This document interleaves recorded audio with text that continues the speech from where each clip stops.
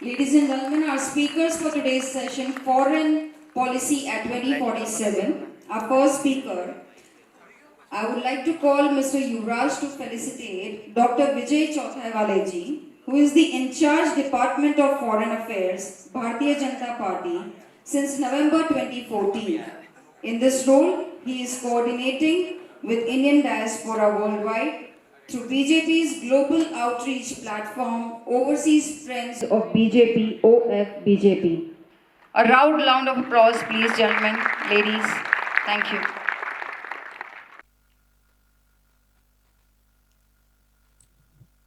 May I call on stage Ms. Deepika Du to felicitate Captain Alok Bansal ji, who is a naval officer with 26 years of commissioned service. He has participated in the Indian peacekeeping operations in Sri Lanka.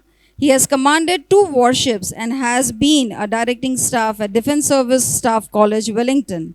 He has represented the Indian side in Indo-Australian and Indo-Malaysian strategic dialogues. Thank you, Captain Alok Bansal ji.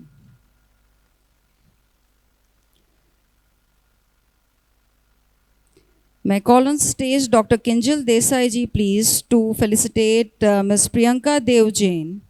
She is currently Chief Manager and Digital Journalist with Times of India Group.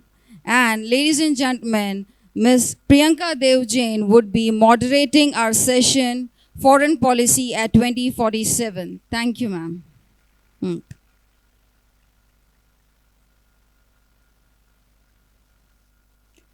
Now may I call upon the stage Mr. Siddharth Daveji to felicitate Shri Abhijit Iyer Mitra, who is a senior fellow at Institute of Peace and Conflict Studies, a defense economist. He appears regularly in the print and electronic TV media. He is the author of 2 books and is currently pursuing his PhD at King's College, London.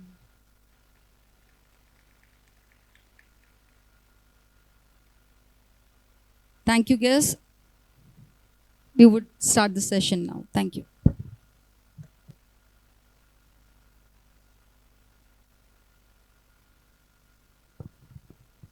Is this okay? Can everyone hear me? Yes. Thanks for having us. Looking forward to a very good session. So we don't have a lot of time, so let's just get right to the point. First of all, can I have all of our guests actually take 2 minutes to introduce themselves? Starting from Captain.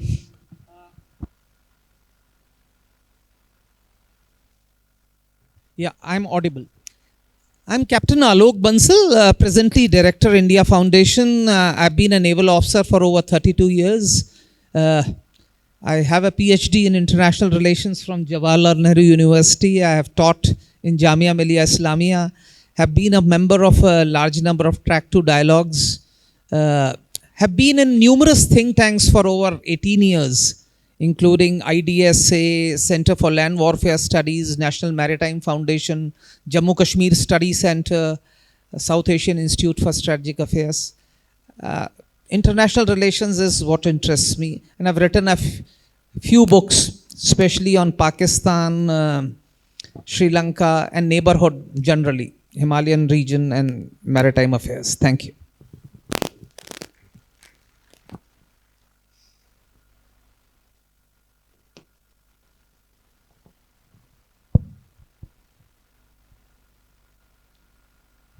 હું વિજય ચૌથાઈવાલે છું.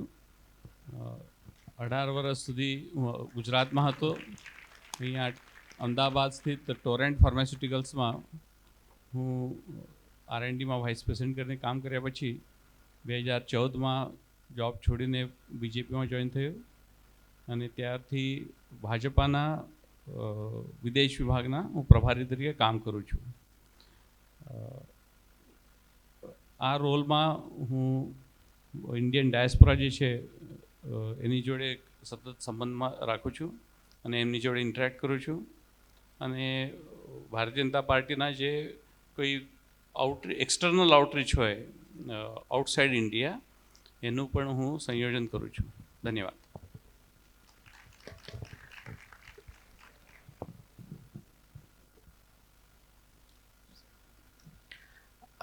नमस्ते, मेरा नाम है अभिजीत अय्यर मित्रा. मैं काफ़ी सारा लिखता हूँ, काफ़ी सारा पढ़ता हूँ, काफ़ी सारा अपना टिप्पणी देता हूँ टीवी और यूट्यूब पे। मेरे पे बहुत आरोप लगे हैं, पर कभी किसी ने आरोप नहीं लगाया है कि मैं कभी भी कुछ सीरियसली बात करता हूँ। तो मेरी बस एक विनती होगी दैट जो भी मैं बात करता हूँ थोड़ा बहुत सारा नमक के साथ लीजिएगा। Thank you. Okay, with that being said, I have actually a very loaded question, and I'd like the doctor to take up this question. We're talking about foreign policy in 2047. Now, growing up in the US and then moving to India, I've actually seen India change quite a bit. Especially in recent times, the world knows that we're taking a very India first stand. Has this been a long time coming, or has it been a recent change in Indian foreign policy? See, since 2014, two changes have taken place in Indian foreign policy. First, you have said that it has become India-centric, and second is that what I call it is that there is a democratization of Indian foreign policy. Otherwise, in a foreign policy session like this, after lunch, you so many people, after having such a nice Gujarati food, you would not have come in a place like Surat. So nothing against Surat, but it shows the amount of interest the common man has generated about India and India's foreign approach, which was not the case in past. Coming back to your question, I think there is a very concerted, deliberate, and well thought uh, effort to put India in a different perspective, which will kind of reinventing its core strength. Maybe it is in terms of hardcore diplomacy or in terms of soft power like yoga, wellness, Ayurveda, etc., art, culture. So we are working on both these terms very effectively in this dynamic world. In past, we used to take, for example, non-aligned. We were part of non-alignment movement, which anyone would say that okay, those days also we didn't take sides, but that position was out of weakness. That position because we couldn't afford to be in the adverse terms by slightest way, either on the Western US West or against Soviet Union. Today, the nuanced position what we are taking on the global issues is that we are taking these positions on the base of from a position of strength. That is the main difference. We can tell Russia also that this is not era of war, and at the same time we can tell US and Europe that we cannot accept your ban on purchase of oil from Russia. So this is India first. India first doesn't mean that we will not do anything. India first doesn't mean that we will not engage with the world and we will remain introvert. India first means that we are here, we will take our position, which is not only beneficial to India but also to the majority of the world. And therefore, the recent initiative by Prime Minister Modi about Global South, about which just 3 days back there was a 2-day conference, and more than 80 countries joined that conference. It shows that India can galvanize the voice of many states whose voice is unheard of on the global platform. So this is the new India. And when did this is a follow-up question to you. I'd like to keep it a little bit more conversational, so because all you guys are from coming from different angles. But when did that shift in mindset take place? It has taken place, I would say again 2014 was the turning point, because I would give you example, and Abhijit to remember that when 2009, after the first victory of UPA, there was a summit between Indian Prime Minister Dr. Manmohan Singh and Pakistan Prime Minister Yep. at Sharm el Sheikh. And there, India has actually accepted Pakistan's position that, in spite of Pakistan being a source of terrorism, we will continue to have dialogue with Pakistan. In past, we were saying that unless you stop terror, we will not have dialogue. But essentially, Dr. Manmohan Singh accepted that talks and terror can go together. So that was the weakest point in our foreign policy. Then, after 5 years, nothing much has happened because of the internal conflict and weaknesses of Pakistan. So 2014 is definitely a turning point. It's a very strong and powerful leadership with a very decisive mandate of the people uh, that has affected, and it has followed by the actions. And I can go on telling you, but I will tell you only one example that how much we were behind. That uh, in our many countries, there is a list of countries where Indian Prime Minister had not visited for decades. And those countries include countries like Sri Lanka, even Nepal. I am telling about 20 years, 30 years, no Indian Prime Minister has gone there. Even UAE, Canada. So there is a huge list. There were countries like Israel where no Indian Prime Minister has gone. So from there, we have moved far, much better than Modi's initiative about yoga, his very strong position on the terrorism, and his strong position on the money laundering. That has been accepted today by the world, and that shows that how important and pivotal India's role is in the global politics, geopolitics. And in addition to that, I think the rupee has also got international, right? So I think Abhijit, what's your take on this? You've also been very active. Is it just our soft power, like promoting our culture, things like yoga, that have gotten us onto an international platform, or is it perhaps something more? It's so much more than that, right? See, there's two aspects to foreign policy, one to any policy really. One is continuity and one is change. And both of them are extremely important, and I'll tell you why. Continuity is important so that your partners, your international partners, trust you, right? Today, if you keep saying, oh, I'm friends with Russia, and tomorrow you say that, bhag ja yahan se, who's going to trust you ever? What you do to one person, you can do to the other person. So there has to be continuity. On the other hand, reality changes, right? Today you will have a neighbor who is very friendly with you. Auntie ji will come and say, beta, kheer kha lo. Tomorrow you will have some horrible uncle who comes there who will be throwing ईंट मारेगा आप पे, पता नहीं क्या क्या करेगा, आपका इलेक्ट्रिसिटी काटेगा, आपका पानी काटेगा, पता नहीं क्या क्या करेगा. So then you need change. The question is, how do you calibrate continuity and change? And that is what this government has brought in. So the biggest thing this government has brought in is a great deal of calibration and nuance to that process. Now let me give you the specifics. How has it changed? We no longer pointlessly posture. ये पहले ना बहुत useless posturing होता था.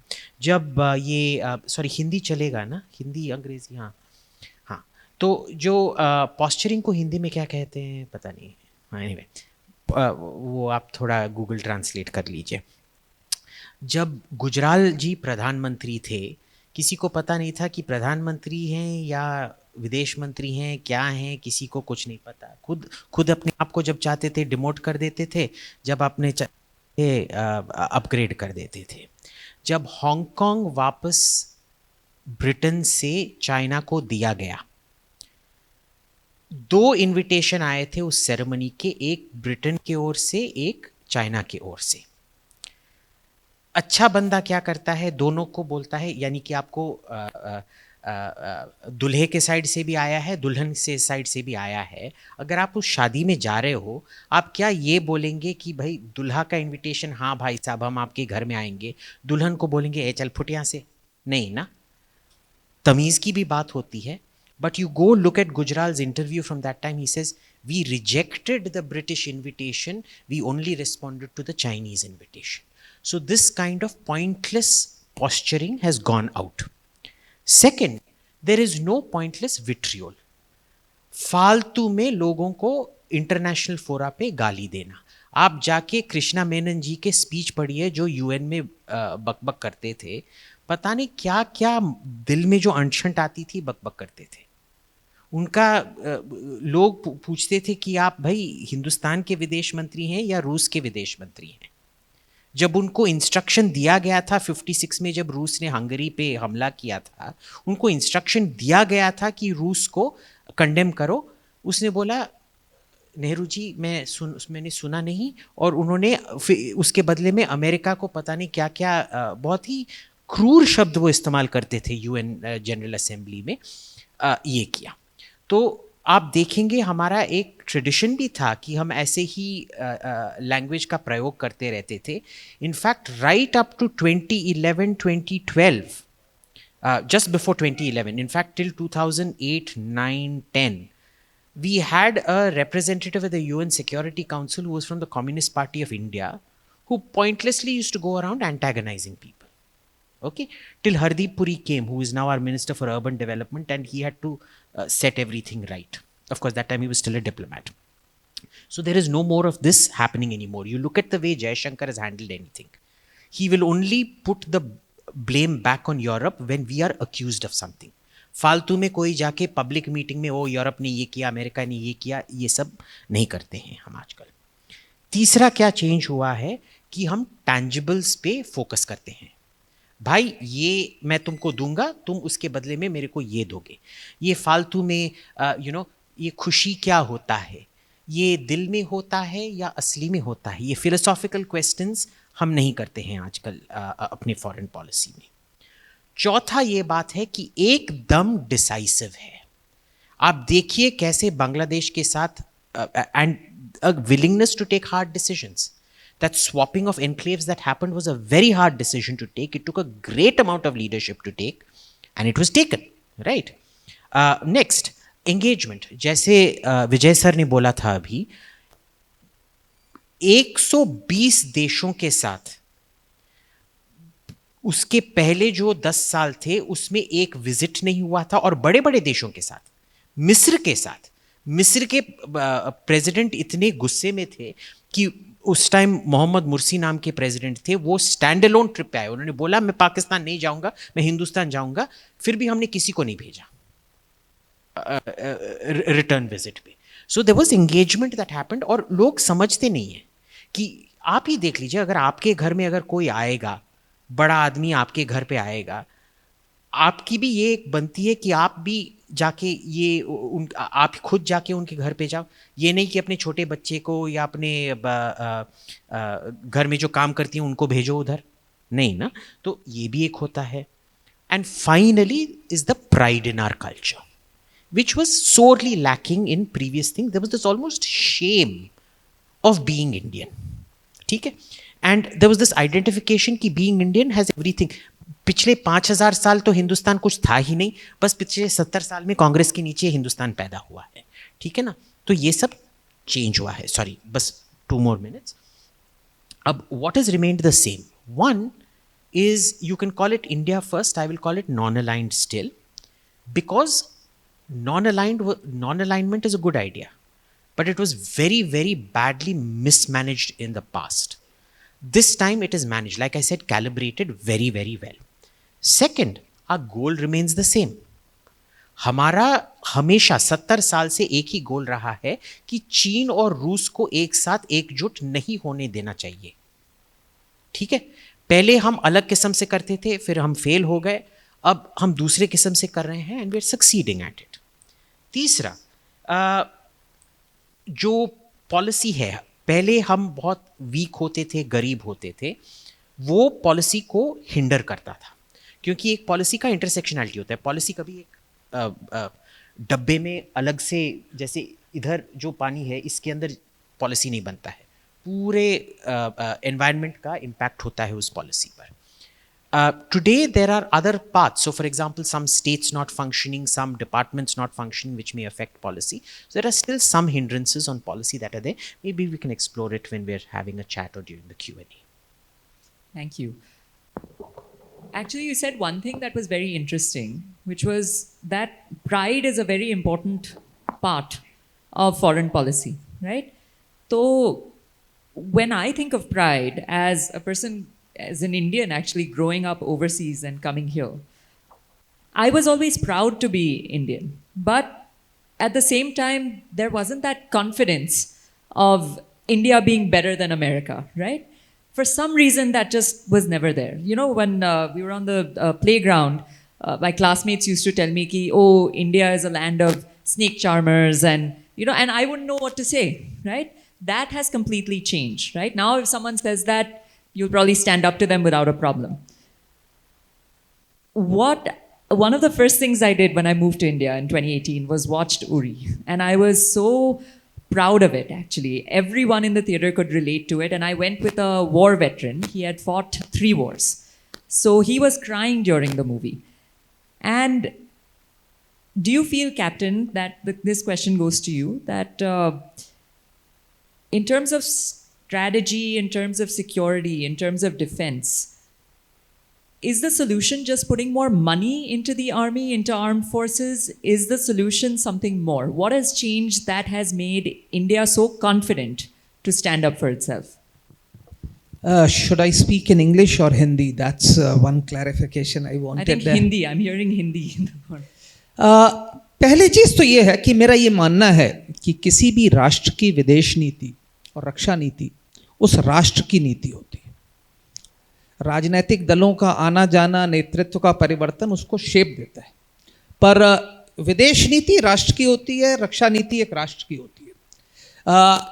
हमारे उसमें drastic परिवर्तन नहीं किए जा सकते। उसमें आप किसी चीज पे ज्यादा फोकस कर सकते हैं, किसी चीज पे कम कर सकते हैं, पर राष्ट्र के जो हित हैं वो ओवरनाइट बदलते नहीं हैं। लेकिन क्या था कि दुर्भाग्य से हमारे, क्योंकि व्यक्तियों की सोच बहुत महत्वपूर्ण है, पिछले 5-6 दशकों से भारत की विदेश नीति, भारत की रक्षा नीति में काफी कमजोरियां थी। जब हम स्वतंत्र हुए तो हमने सोचा कि हम चार्ल्स मैटरनिक की विदेश नीति को फॉलो कर सकते हैं, जिसमें हम स्ट्रांग ना होने के बावजूद भी सिर्फ डिप्लोमेसी के द्वारा अपना एक स्थान विश्व रंगमंच में बना सकते हैं।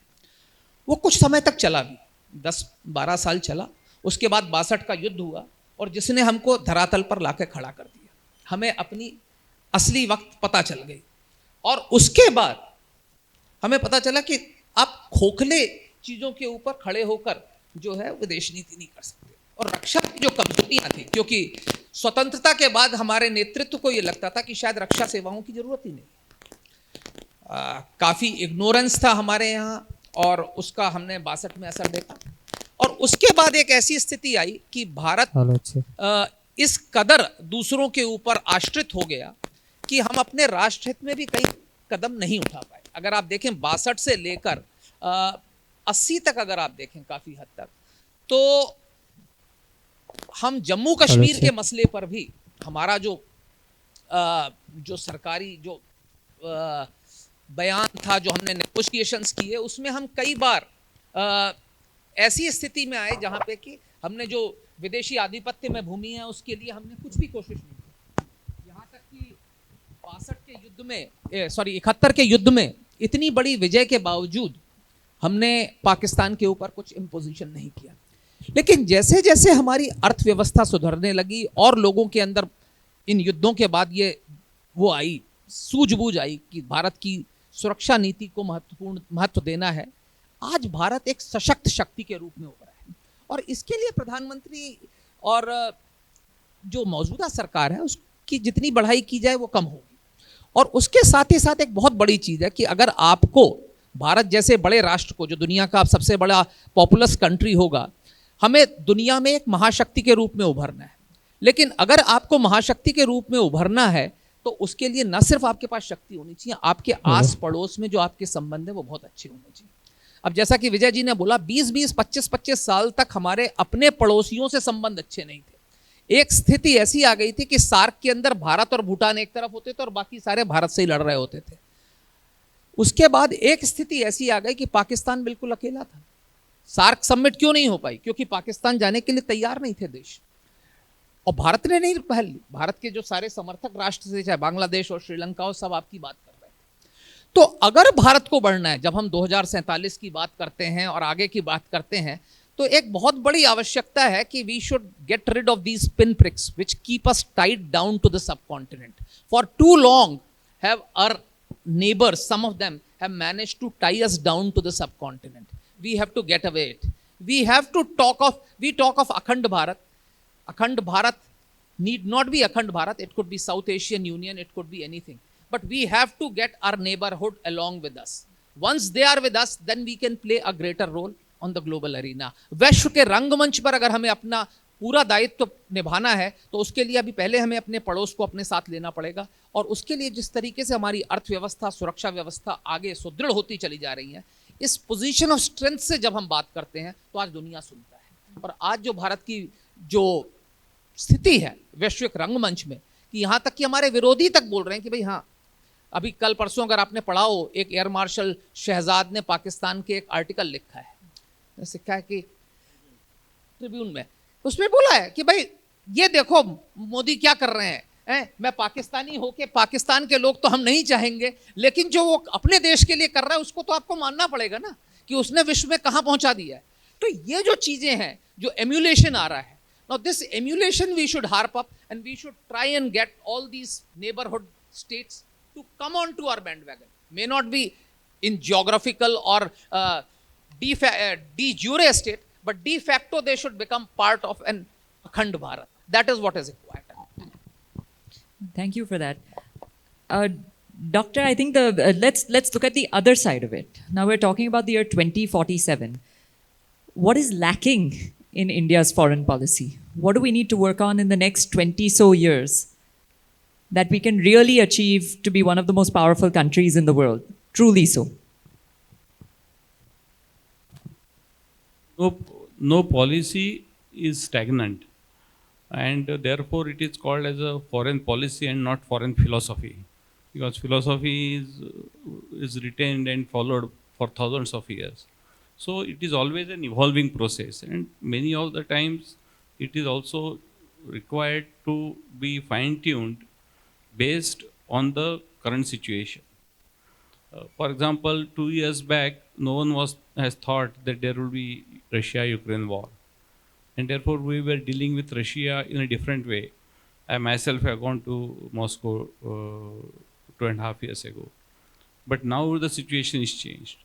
Therefore, Galwan was never thought about that time. So, lot of things need to get fine-tuned. But there are certain principles. The principle again is that where are my national interests? And that will drive our future foreign policy issues also. And that is the way we need to get engaged with the world. One thing is very clear, that in this world, whether it is globalized or deglobalized is a different matter economically, but the kind of engagements which we are doing right now, they are so diverse and unimaginable. I remember just a couple of months back, there was a conclave in UAE where the Dr. Jaishankar was also present, and the chief foreign policy advisor of the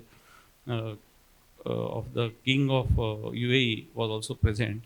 So Dr. Gargash, so he said, he used this phrase that the India-UAE relations have a basis of a reservoir of trust. I actually then wrote a column about it with the same title. So we couldn't imagine a few years back that India-UAE relations will go so deep and so diverse. It is much beyond the trade right now. Therefore, you take any country, map it where we were in 2014 and map it where we are today. There is a drastic change. There is a drastic change, in many cases positive, and where we had to take tough stand, we have been very tough. For example, in case of Pakistan. So these are going to be the principles, and therefore I would like to read from Dr. Jaishankar's book, The India Way. All of you, those who are interested in foreign policy, should read that book. It is in fact translated in Gujarati also. I will read one sentence from that book. It gives us some direction. So he says that this is the time for us to engage America, manage China, cultivate Europe, reassure Russia, bring Japan into play, draw neighbors in, extend the neighborhood, and expand constituencies of support. The world is changing, we need to change. old prejudices will not work. So, as Abhijit has also said, that if we take our old baggage and continue to work on it, we will be at a loss. Therefore, it needs to be continuously fine-tuned the way you do it in old days while checking the radio frequency of radio. That every time you need to do final fine-tune the knob so that you get a clear voice. So similarly, we also need to do it, and it's not an easy task because the diplomacy has not remained a diplomacy alone. It has national security is interlinked with it. Financial transaction trade is interlinked. The diaspora is making a lot of impact on it. The soft power is making impact on it. So it's a multi-dimensional, very complex, recipe foreign policy is. And therefore, we need to take all these aspects into consideration and then evolve over it. That's the way I will look into it. Doctor, you made a very good point, and you were quoting Jay Shankar, that we need to manage China. So, Abhijit and Captain, I want to put this question out to both of you, that China is just actually reopening now, starting to reopen after the entire COVID ordeal, which is still ongoing. What kind of threats do you see, and how do we go about handling it? Abhijit? It's a small question.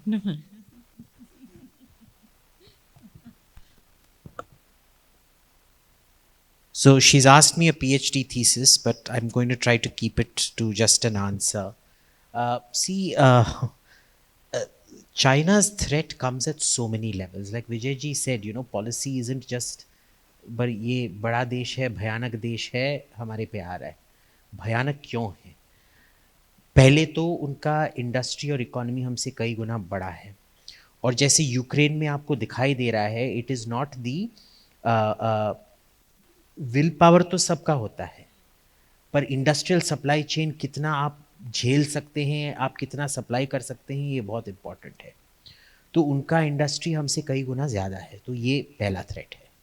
दूसरा threat ये है कि उनका diplomacy जो है हमसे कई गुना उनका फॉरेन सर्विस बड़ा है. उनका प्रॉब्लम क्या है, और जब हम थ्रेट की बात करते हैं उनका वीकनेस का भी थोड़ा ये करना पड़ेगा.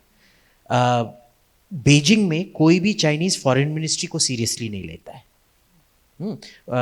वो पीपल्स लिबरेशन आर्मी ही सब कुछ डिटरमिन करता है, फॉरेन पॉलिसी बस मुखौटे होते हैं इन दैट सेंस.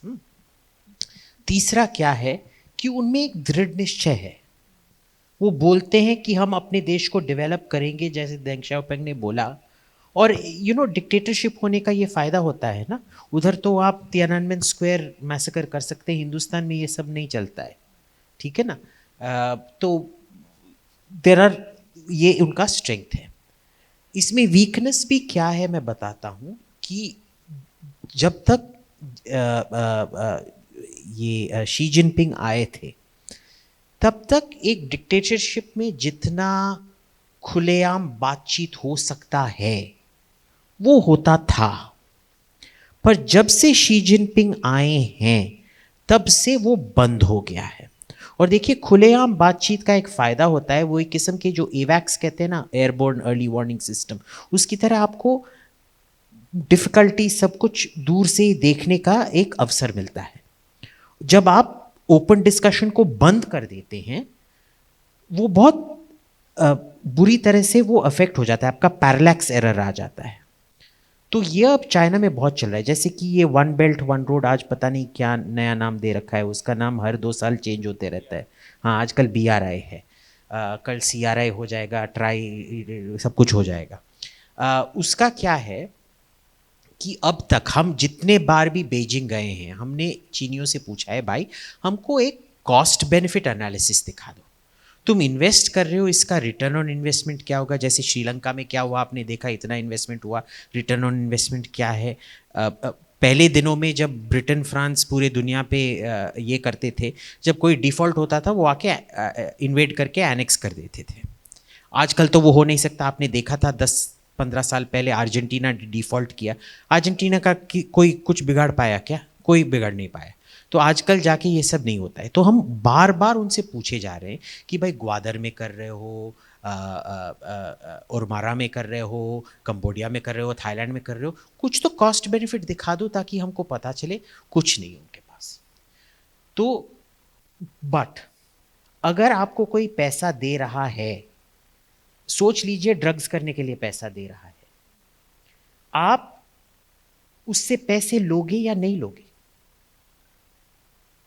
पैसे तो लेंगे ना, वो खतरा है उधर। The immediate satisfaction of the Chinese yuan, nobody thinks of the long-term bankruptcy that is going to happen. So all of these cumulatively make China a threat, and more importantly, the last and most important point, the internal instability emerging in China means they will seek some kind of external diversion. We shouldn't become that external diversion. Okay. Captain, what do you think? Firstly, in China, having been to China a number of times, PLA does not determine the foreign policy. People's Liberation Army China की foreign policy नहीं बनाती. Communist Party of China बनाती है. The Politburo of the Communist Party of China is more important, and as a result, this Politburo decides foreign policy department of the CPC is far more powerful than the People's Republic of China Foreign Ministry actually. So that's first important part. So it is the Communist Party. Unlike in 62, when we had an ideological conflict, China or a democratic India, there was an ideological conflict. Today, to my mind, there is no ideological conflict because China is no longer communist. It's communist only in name. It is far more capitalist than other countries of the world. So there is no ideological conflict. We have a huge border dispute.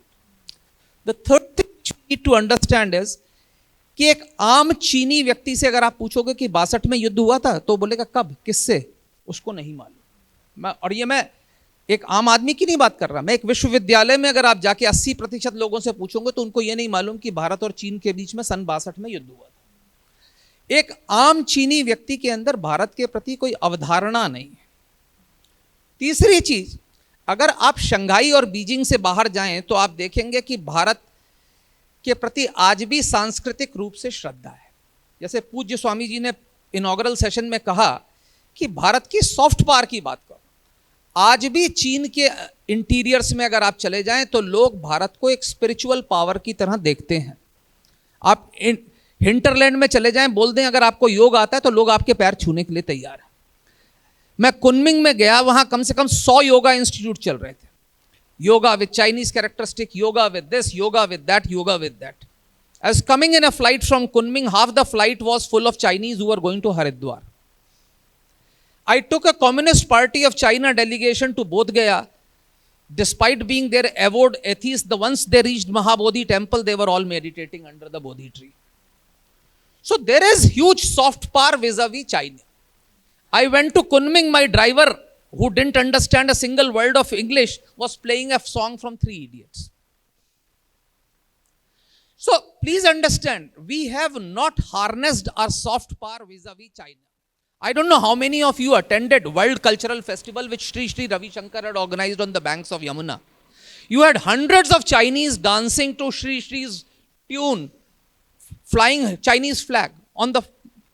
So this is the power, this is the strength of India's soft power, जिसको हमने अभी तक पूरी तरह से भुनाया नहीं। चीन की क्या क्या उपलब्धियां हैं ये अभिजीत साहब ने आपको बता दिया। इंडस्ट्रियल पावर बहुत बड़ी है, आज बहुत बड़ी इकोनॉमी है, परचेजिंग पावर पैरिटी में दुनिया की सबसे बड़ी अर्थव्यवस्था है, फॉरेन एक्सचेंज रिजर्व सबसे ज़्यादा है चाइना के आज की तारीख में। पर चाइना में कई कमियां भी हैं और उनको हमें अच्छी तरह समझना चाहिए। एक तो डेमोग्राफिक क्रंच है, जैसा कि आपको अभी पता चला है 2022 में चाइना की पॉपुलेशन एक्चुअली कम हुई है, it has shrunk rather than has increased. As a result you don't have working age population, और वर्किंग एज पॉपुलेशन नहीं होने के कारण जो चाइना की जो ग्रोथ हुई थी by becoming factory of the world, it can not be sustained because you don't have cheap labour available, and that's why belt and road initiative, because they want to shift the production facilities outside where they get cheap labor from those countries, have the Chinese management and produce and supply to the world. It also helps them to better utilize their huge foreign exchange reserves, which are primarily invested in US bonds, which are earning them hardly any return. So they can actually deploy that and get that. Now, this is demographic crunch, but BRI, is it showing progress? Even in Pakistan, where the China-Pakistan economic corridor is, it's actually not showing any progress. There's hardly any growth.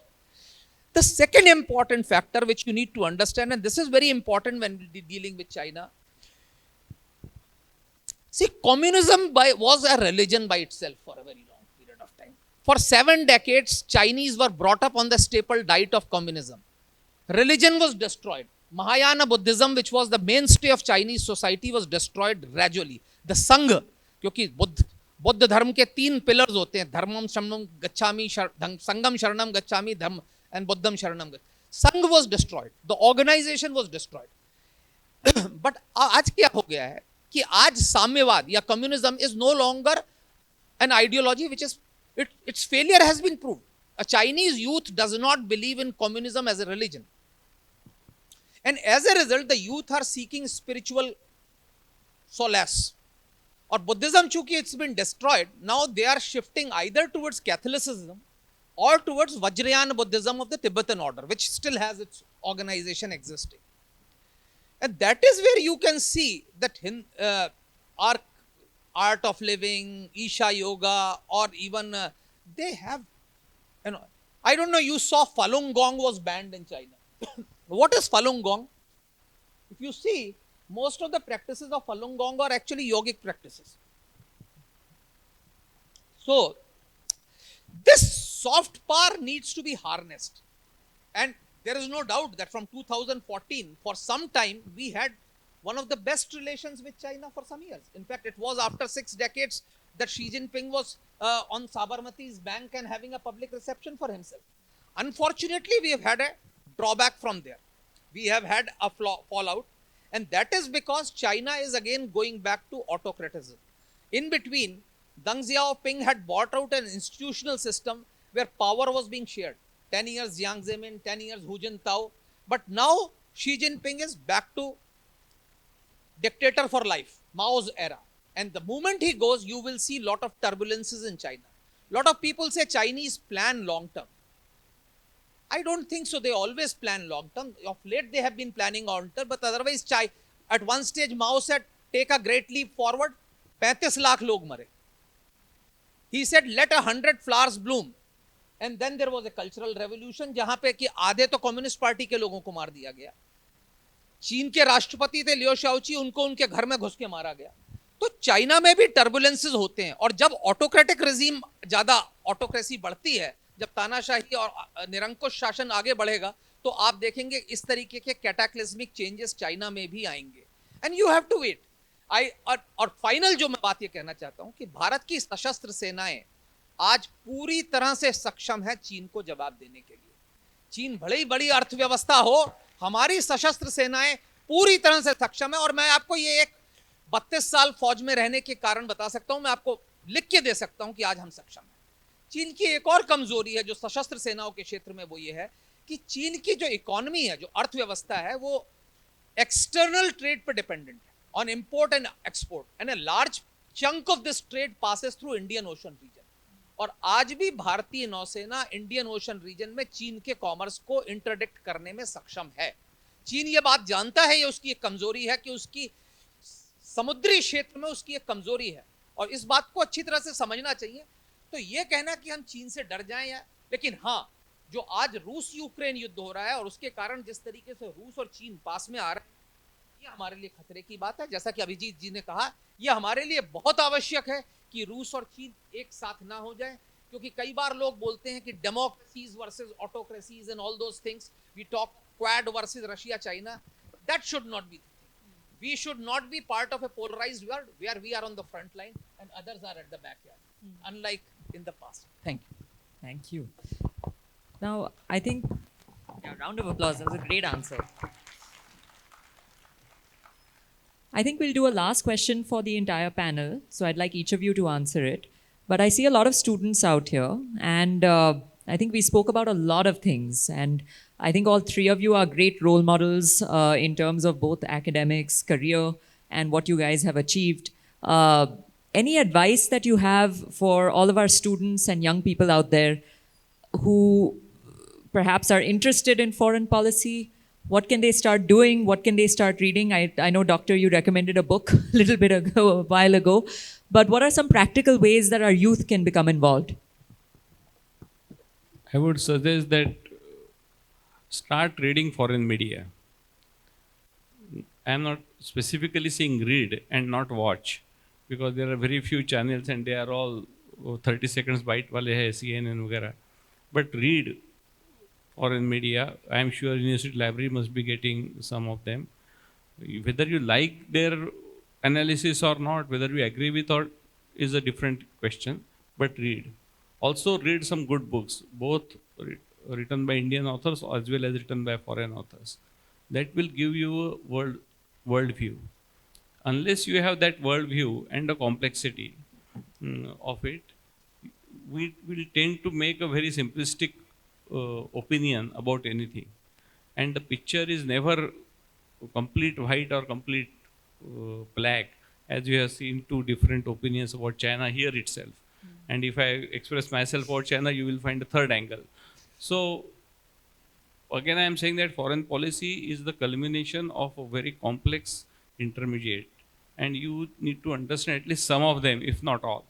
And more you read, more you will try to understand and appreciate why few things are being done the way they are being done. Thank you. Doctor, any sources that you'd like to recommend? Because there are a lot of concerns. बहुत सारे questions है कि media, especially if you read it, is a little biased.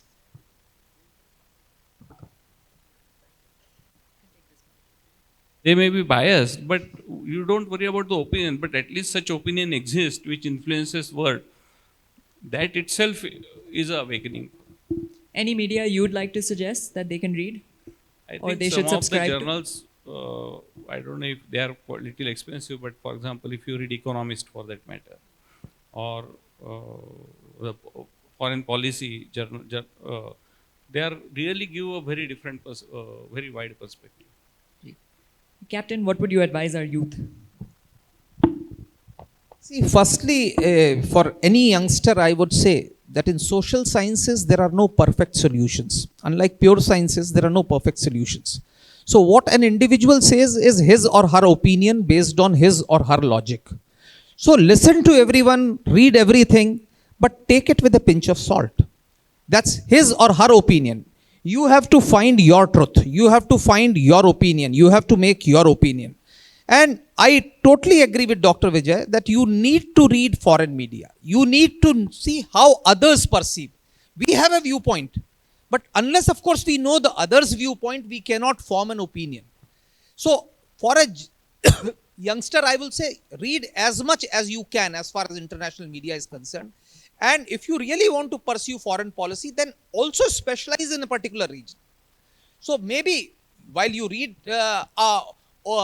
media, economist, foreign affairs, etc., you take a country. Like, I'll give you an example. In my case, last 25 years, I read at least one newspaper of Pakistan daily, from first page to last page, and read it in proper web format where you see the advertisements. I see everything, including an advertisement, everything. I see, chahe raat ke 2 baje, 3 baje, that's my daily ritual. I will read one newspaper of Pakistan from first page to the last page every day.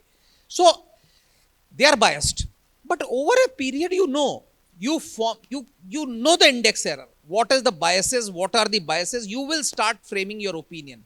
And over a period of time, you will get an idea as to how they are looking at the world. So that's how it happens. And that's how you need to. Because as Sun Tzu said, that if you know yourself and if you don't know others, then 50% chance of victory. And if you don't know yourself and you don't know others, it's 100% loss. For a victory, you have to know your enemy. You have to know yourself also. That's very, very important. So please read others, because if you really want to pursue foreign affairs or international affairs, you have to read international media, get others' viewpoints. Some of those viewpoints might agitate you. You might find, oh, it's very anti-national. But if it is anti-national, please read it. What is he saying? What are the rationales? And then you should be able to counter it. That is how you will grow, and you will realize how things work out. And again, one fine thing, since she has been asking one reading, I will advise against it. Never read one book and form an opinion. That's the biggest problem with most of the Indians. They read one book and they take it as gospel truth and believe whatever is written in that book is true. That is not the thing. If you have to read China War also 62, at least read 27 books, then you will form an opinion. Because just to give you an example, 62 War, everybody who was involved has written a book. And they have absolved themselves and blamed everybody else. So unless, of course, you read everything else, you will not be able to form an opinion. And that's what I'm telling you.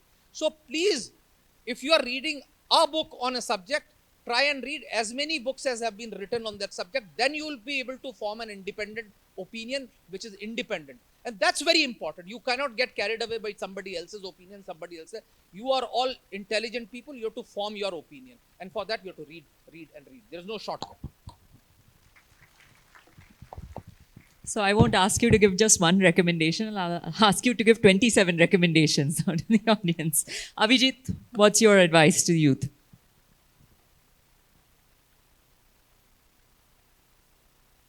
So I'm going to disagree with both Vijay sir and Alok sir on this. Please do not read The Economist. Read anything except The Economist. I have never come across a more superficial writing that is masked in very good writing skills but very little perspicacity. So please avoid that publication altogether if you can. Trust me, it will not affect you, your education, or your perception of the outside world in any way. What would you recommend? I'm coming to that. I want you to notice what Captain Bansal said. मैं एक Pakistani newspaper पढ़ता हूँ. Read about that country in its own language. Do not fall for the Anglophone press. क्योंकि अगर आप अंग्रेजी में उस देश के बारे में पढ़ रहे हैं, आप अंग्रेजी देशों के और अंग्रेजी गोरों के दृष्टिकोण से उस देश को देख रहे हैं. ठीक है ना? तो भाषा सीखिए या गूगल ट्रांसलेट जितना हो सके इस्तेमाल कीजिए, पर उस देश के बारे में उस देश के लैंग्वेज में पढ़िए. नंबर 1. नंबर 2, आपको पता है आदि शंकराचार्य ने एक लिखा था विवेक चूड़ामणि. विवेक चूड़ामणि क्या है? Does anybody know the definition of Viveka Chudamani? What is Viveka? Discrimination, the ability to discriminate. Chudamani is the crown gem of discrimination. How are you to tell कि ये बंदा सच बोल रहा है या झूठ बोल रहा है? जैसे बंसल साहब ने बोला ना, ये चीन के हर बंदे ने, चीन के वॉर के हर बंदे ने बाकी सब, मैं निर्दोष हूं बाकी सब गद्दार करके लिखा है. How do you know what is right and what is wrong? Develop that ability. That is why Viveka Chudamani is one of the seminal works of our theological literature. Tell the ability. And how do you get that ability? It is through contradiction. Why do we worship the lotus? The name itself is Pankaja. Pank means dirt. Aja means born of dirt. इतने गंध से पैदा होता है पर इतना सुंदर एकदम बिना ब्लेमिश के पैदा होता है क्योंकि कॉन्ट्रडिक्शन से पैदा होता है. So learn to get that discrimination. Viveka Chudamani out of the Pankaja. You will only get that when you read things that will irritate the living daylights out of you. आपको ये होगा कि you know reader को मुक्का मारने का बहुत ये होगा, पर आप बर्दाश्त कीजिए. बस इकोनॉमिस्ट मत पढ़िए. बाकी कुछ भी पढ़ लीजिए, इकोनॉमिस्ट मत पढ़िए.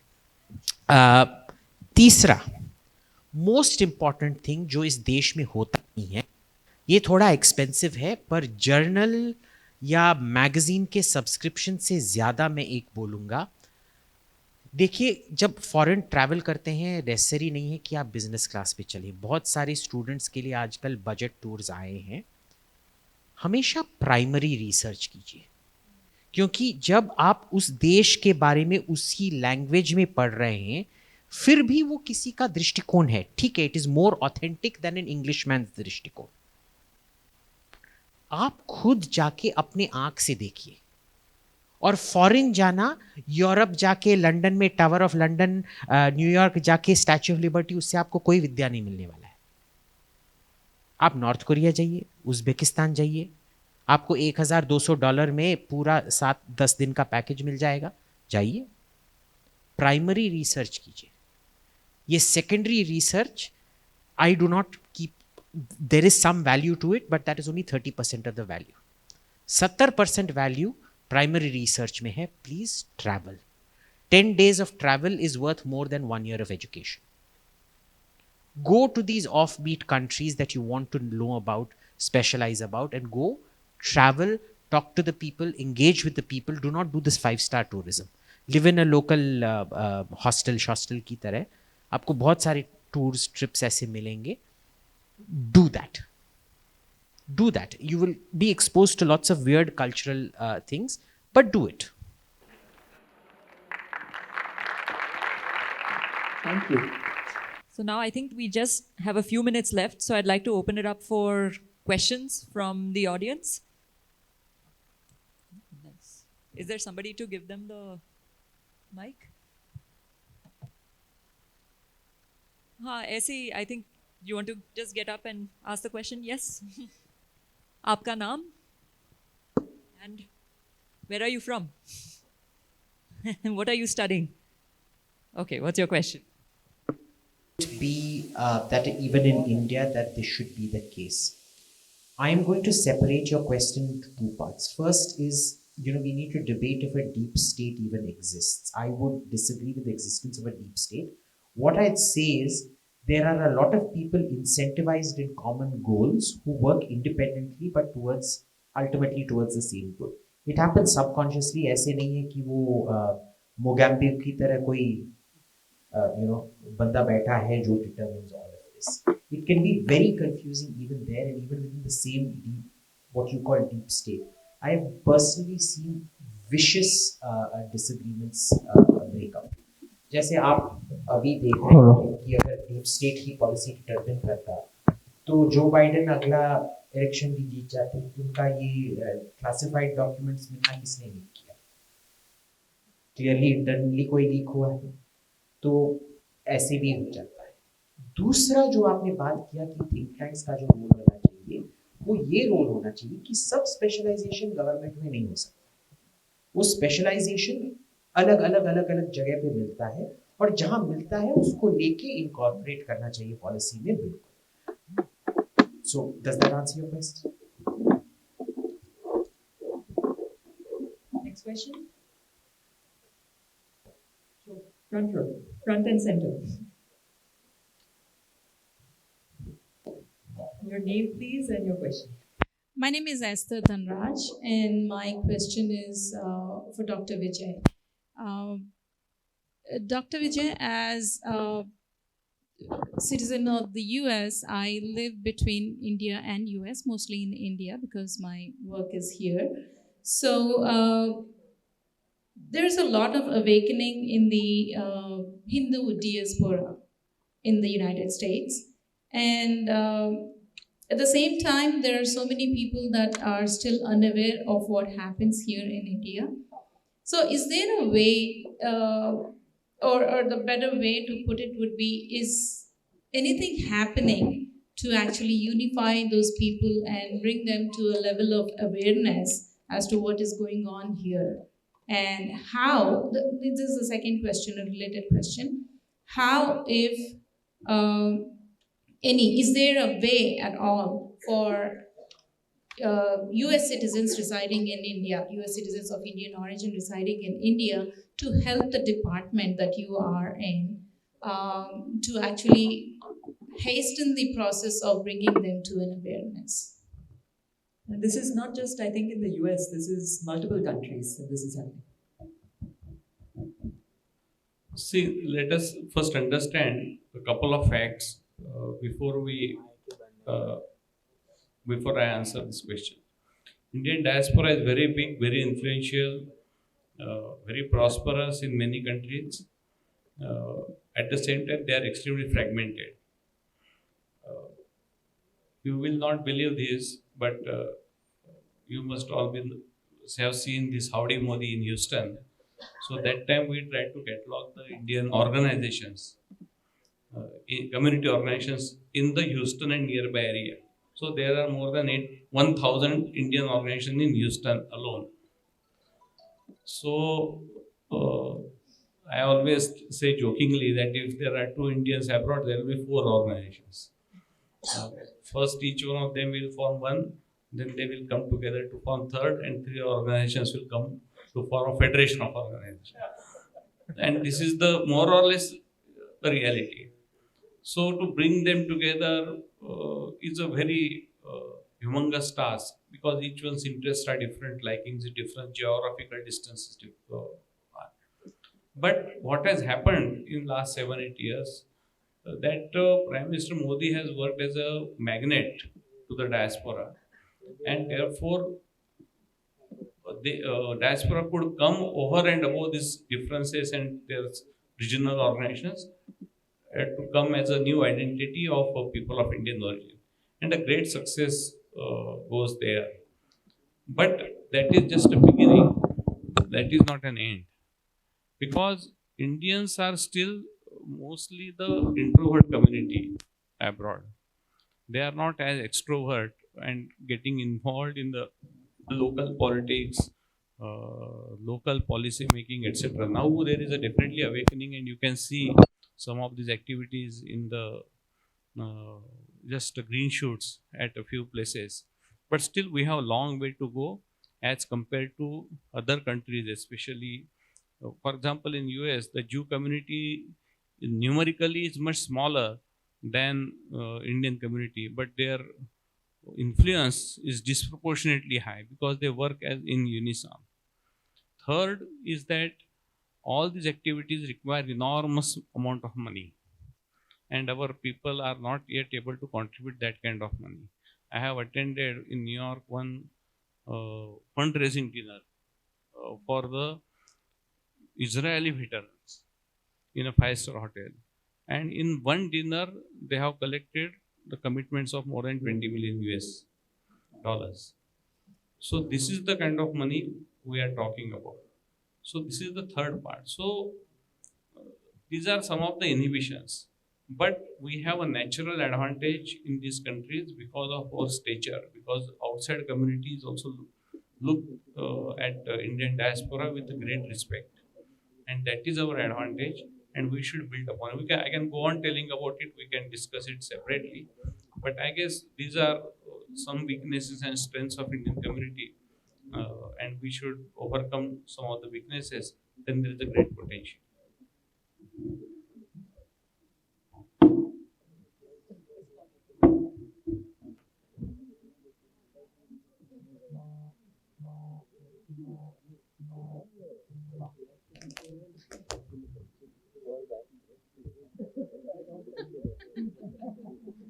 अरे मैं अपना इंट्रोडक्शन ही भूल गया, मैंने क्या बोला था. Well, the introduction was, please don't take me terribly seriously.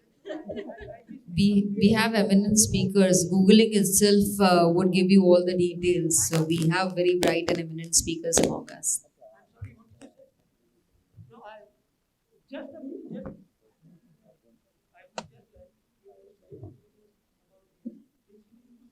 I think the response was just if you Google, you'll find plenty of links on Abhijit Dear Mitra.